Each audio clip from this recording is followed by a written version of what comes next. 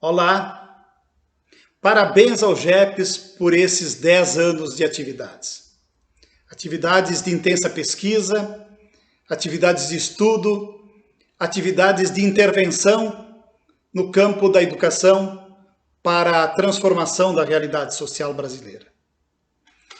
Gostaria de dizer que me sinto muito honrado em participar dessa homenagem e gostaria de lembrar especialmente uma obra que me parece importante para a transformação da própria mentalidade que temos no Brasil no tocante à educação, uma obra produzida a partir das leituras sobre Richard Rorty e a educação, publicada em 2013.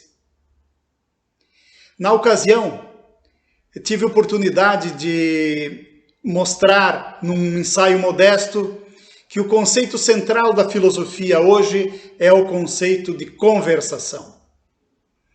Conversação que pressupõe a aceitação de uma pluralidade de perspectivas, mas que ao mesmo tempo pressupõe uma coordenação das perspectivas cuja pretensão de validade só pode ser legitimada pela arte da argumentação e do discurso, pela palavra, pelo diálogo, pela troca entre os participantes de uma comunidade de pesquisa, de uma comunidade de investigação, por uma comunidade de participantes que se interessam em levar adiante uma questão que é a questão básica que nos move.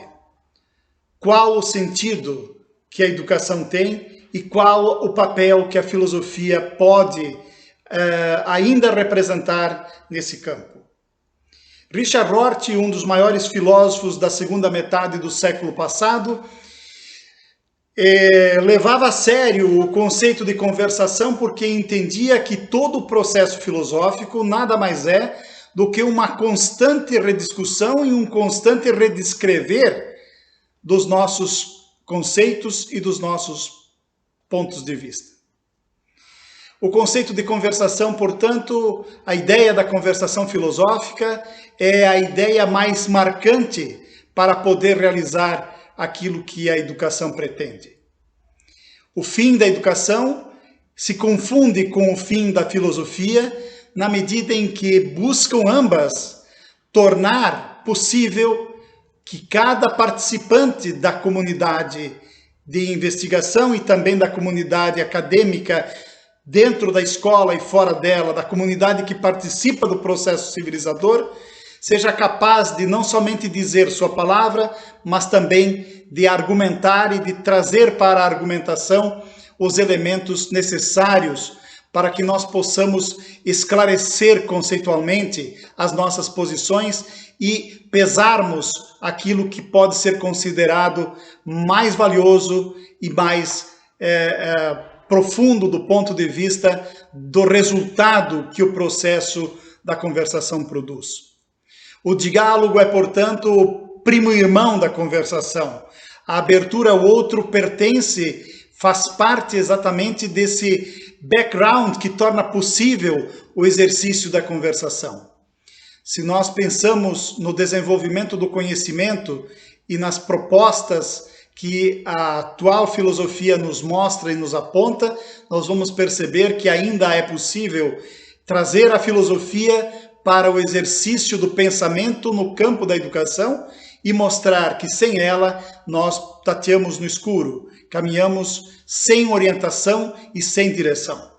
Ainda sobra um resto de esperança na filosofia, na medida em que ela está aberta e permanece aberta ao diálogo e deve permanecer assim, capaz de orientar as nossas buscas e os nossos questionamentos. Penso que o GEPES mostrou que durante esses 10 anos é muito proveitoso, é muito possível e é muito útil fazer com que nós estejamos vinculados e permanentemente associados nesse processo de levar adiante a conversação filosófica e com ela poder transformar a educação brasileira. Muito obrigado. Olá, meus caros amigos do Grupo de Estudos e Pesquisa sobre Educação Superior, GEPES-UPF. É um prazer muito grande estar falando com vocês nesse momento. Eu me chamo Amarildo Luiz Trevisan, sou professor da Universidade Federal de Santa Maria, Rio Grande do Sul, e gostaria primeiramente de parabenizar a esse grupo pelo brilhantismo do trabalho desenvolvido até o momento, muito especialmente, né, pelo coordenador desse grupo, professor Altair Fávero, que é nosso amigo de longa data, e nós temos um intercâmbio e uma relação de amizade de muito tempo, quase que praticamente, né, da mesma idade do próprio grupo. Nos encontramos seguido nos eventos, nas reuniões do nosso grupo Racionalidade e Formação, que compartilhamos juntos, né, em Porto Alegre, às vezes na própria UPF, ou até aqui em Santa Maria ou na Serra Gaúcha, seguidamente quando fazemos eventos.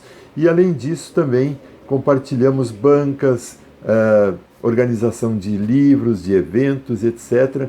Enfim, essas diversas atividades acadêmicas que caracterizam, né, o dia a dia de uma universidade. É uma satisfação muito grande ter participado e acompanhado esses trabalhos, a qualidade, né, dos resultados que surgem, né, dos produtos, teses, dissertações. Eu lembro muito bem que desde a época em que a UPF ainda tinha somente o mestrado em educação e eu era convidado, seguidamente eu elogiava as bancas e dizia, olha, já está em condições de ser teses de doutorado, na verdade, nem eram dissertações. E depois surgiu, né, o doutorado, foi uma luta, sabemos todos, foi uma conquista muito grande. E por último, né, a elevação ao conceito 5 desse programa, tornando esse curso e esse programa um programa de excelência acadêmica no Brasil e uma referência para nós todos. Então, parabenizamos, né, por essa contribuição que, sem dúvida alguma, é muito importante para essas conquistas. E se manter sempre ativo, né, e produtivo é um desafio muito grande. E o Altair me fez esse convite, então, para falar nesse momento a respeito também do artigo que nós publicamos nesse livro, Leitura sobre Richard Hort e a Educação, e que foi organizado justamente pelo Altair e a Karina Tonieto. Nós temos um artigo nesse livro que foi publicado em 2013, eu e a minha ex-orientanda, Kátia Vieira Devec, que atualmente é professora da Universidade de Brasília, cujo título é A Filosofia da Educação na Abertura para a Contingência da Linguagem. É um artigo que versa sobre a contenda entre dois grandes pensadores da filosofia contemporânea, que são Richard Hort e Jürgen Habermas, dois autores que têm uma produção muito grande, né? Habermas ainda está vivo, Richard Hort faleceu em 2007 e que deixou um legado muito importante. E aqui nós nos concentramos mais em trabalhar alguns aspectos, né, que aproximam, mas também distanciam os dois autores.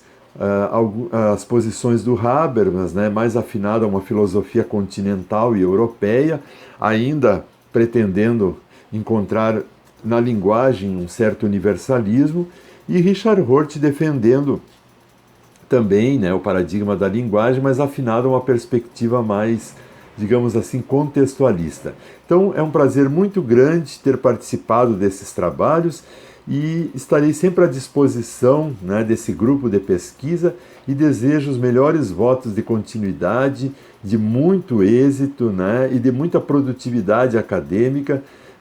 Aproveitem esse momento, né, para comemorar, mas também para prospectar as novas possibilidades, né, de crescimento desse grupo, que eu tenho certeza que é de referência para todos nós, como eu disse antes. Um grande abraço a todos, felicidades.